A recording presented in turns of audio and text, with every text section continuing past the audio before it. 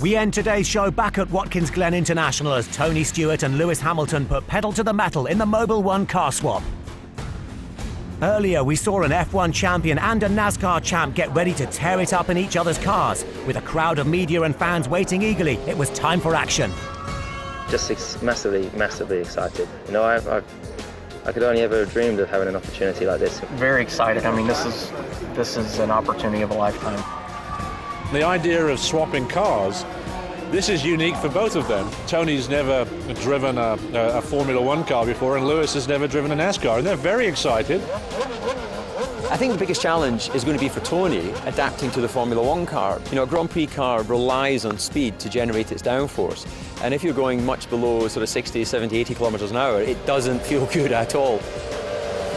I haven't seen you giggle this much in quite a while. You look like you're a kid in a candy store today. Yeah, this is an early Christmas present for sure.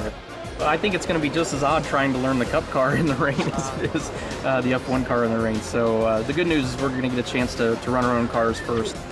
The cars don't look the same, they don't sound the same, the tracks they race on don't look the same, so they're distant relations. But on the other hand, there's something very similar about these sports, and that is the competitive juices that flow with the drivers and the technology that's on display on the track. Be fun.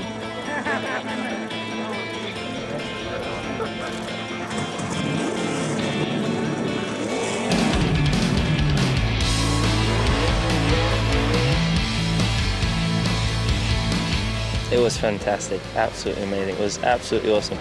I think just to try something completely new, and you know, and I got to have a little bit of fun at the end. But just the car was so much different to what a Formula One car is like. He did an awesome job. I think we're going to try to get him out again here. So, but he did a great job. Oh, it's so much different. You're sitting in a different seating position. You got a stick shift, which is cool, and you're having to blip when you're coming down gears and. The car, I thought the car was going to be rolling a lot more, but it wasn't. It's quite solid, had quite good grip and great power, absolutely fantastic power. And they got the sound in there. It sounded awesome. I want to go back out again.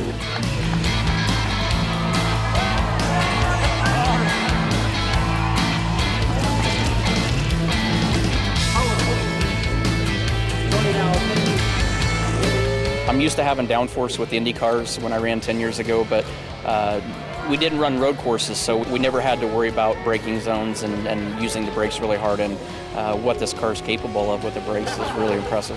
Well, I'm scared when we come back here for our race that I'm probably going to crash in practice, wanting to try to do things that I was able to do in the Formula One car. Tony did a mega job, Took his time, just very, very professional approach. I didn't do the car justice, but man, that was cool. That's so much fun.